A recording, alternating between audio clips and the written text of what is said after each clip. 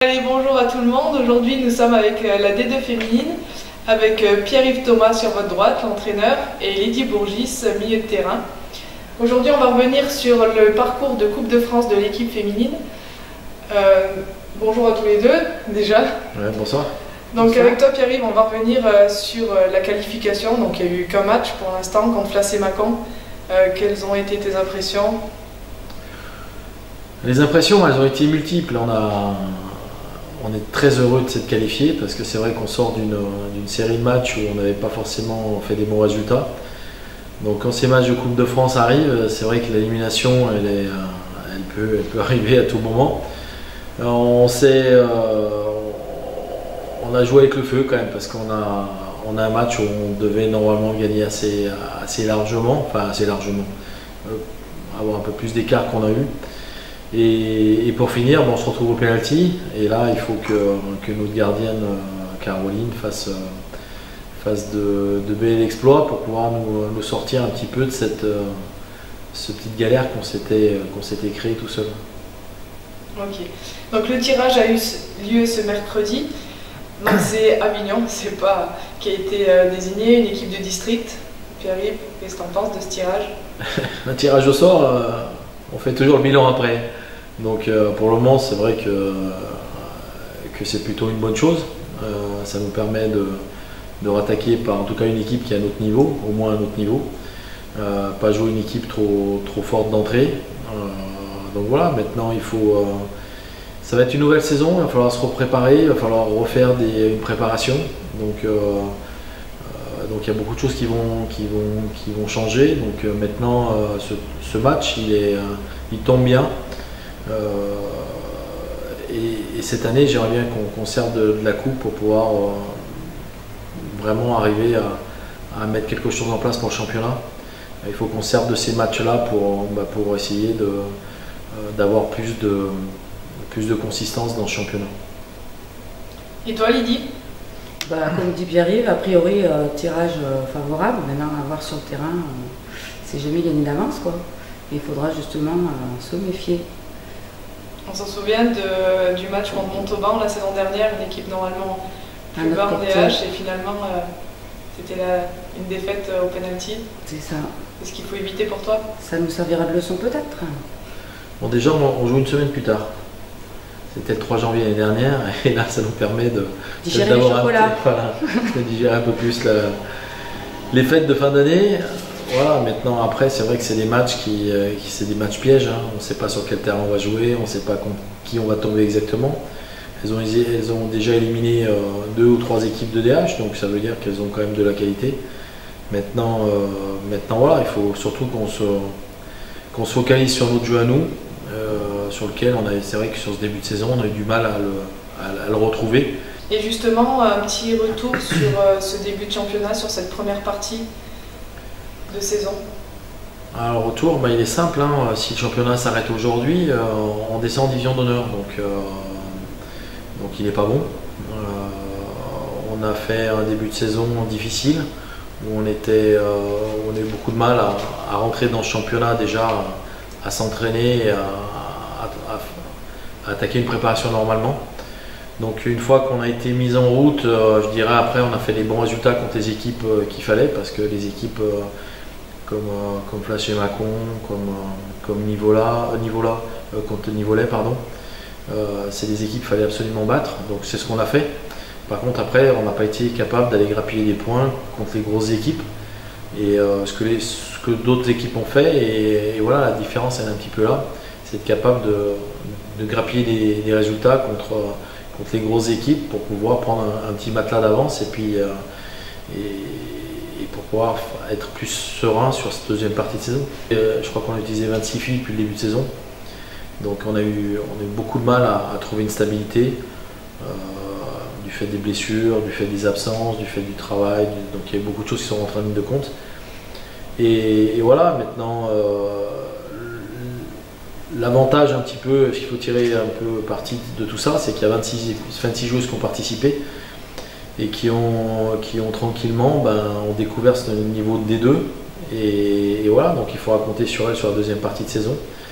Et voilà, maintenant je pense qu'on a fait, on a mangé un peu notre pain noir. J'espère que maintenant on va pouvoir attaquer un peu, manger un petit peu de pain blanc pour cette deuxième partie de saison. Donc, on va revenir sur la Coupe de France. On sait que ça peut être des moments très forts en émotion.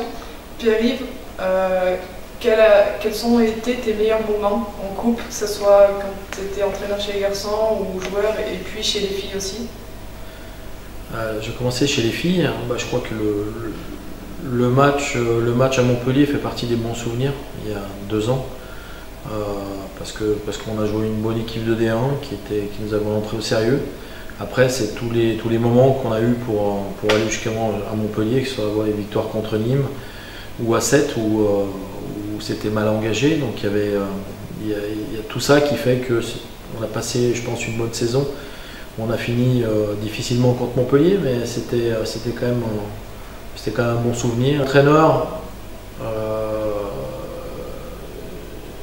il y a le match à Saint-Étienne il y a une dizaine d'années qu'on avait joué Saint-Étienne, je ne sais plus en combien, c'était en 64e de finale, je crois, à Geoffroy Guichard. Donc ça reste aussi un bon souvenir. Avec Le Puy, maintenant avec Poitiers, on avait éliminé Monaco il y a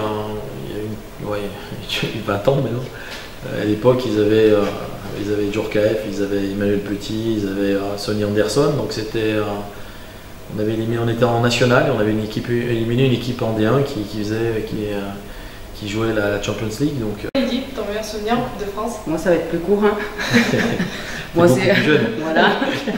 Non, c'est jouer les grosses équipes, les D1. Je me rappelle, c'est pareil, il y a une bonne dizaine d'années contre Lyon, où on avait perdu au pénalty. On faisait un partout pendant le match et on avait perdu à la séance de tir au but. Donc c'était frustrant, mais super aventure, quoi. C'était avec Le Puy ou... Non, c'était avec Issajo à l'époque, ouais. Non, avec Le Puy, après, il y a le Montpellier plusieurs fois, notamment. Lyon aussi. Ouais, non, jouer des grosses équipes comme ça, c'est toujours intéressant. On évite de prendre des pilules en général, mais c'est pas facile. On va passer à une petite interview croisée entre vous deux. Donc vous allez me dire chacun une qualité de l'autre. Donc Pierre-Yves, une qualité de Lydie, que ce soit sur le terrain ou en dehors. Lydie, c'est la longévité. C'est une fille qui est là et qui râle, ça c'est sûr. Mais pas une qualité, ça. Non, mais c'est important d'avoir des gens qui tirent un groupe, et Lydie fait partie de ces filles-là. Elle n'a pas besoin forcément de râler. Tout le monde la suit parce qu'elle dégage tellement une énergie importante sur le terrain que tout le monde est obligé de la suivre. Et voilà, donc c'est vrai que ça c'est sa qualité première, c'est tout ce qu'elle montre par son envie, par son engagement, et ça après je pense que c'est une joueuse qui aurait dû jouer en D1 et bon, elle a peut-être pas fait, ça s'est peut-être pas présenté, mais elle avait les qualités pour le faire. Et toi Lydie, une qualité de Pierre-Yves? Moi je vais dire son investissement, parce qu'il est tout le temps là, tout le temps. C'est très très très rare qu'il soit absent. Il faut vraiment qu'il soit au fond de la gamelle, comme on dit. Sinon il est tout le temps là, ouais. Et puis il est à fond, il est passionné par ce qu'il fait, quoi. Ça se voit, ça se sent, quoi. Pierre-Yves, un défaut de Lydie? Sa qualité, c'est que c'est une râleuse, c'est une gagnante.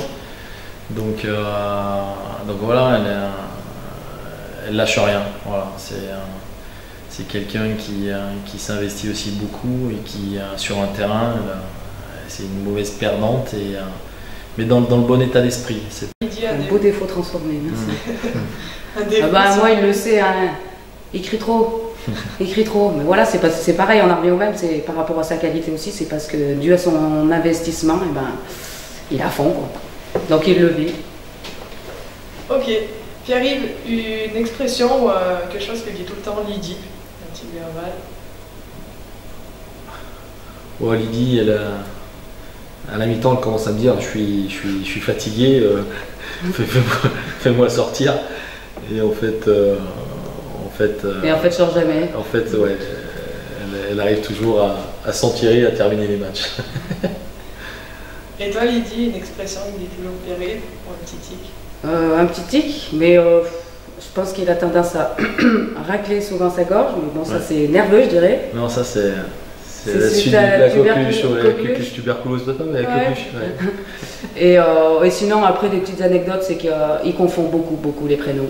Caro, Coco, Cora, Coca, ça se transforme dans tous les sens. Enfin, c'est le bordel, personne ne se reconnaît. Il faut dire oui qu'il y a beaucoup de noms, prénoms qui se ressemblent. Oui. Et toi, Pierre-Yves, une anecdote sur Lydie? Non, c'est des fois d'avoir arrivé à l'entraînement avec des couleurs un peu variolées. C'est la Jamaïcaine du Puy. D'accord, ok. Bah, merci en tout cas de nous avoir accordé un peu de votre temps. Merci Et puis, à toi. on vous Et souhaite, juste un petit truc, j'espère que la boule bleue nous portera chance pour la Coupe de France. Merci, Allez, les Lydie. deux. Merci Lydie et bon match dimanche 10 janvier. Merci. Merci.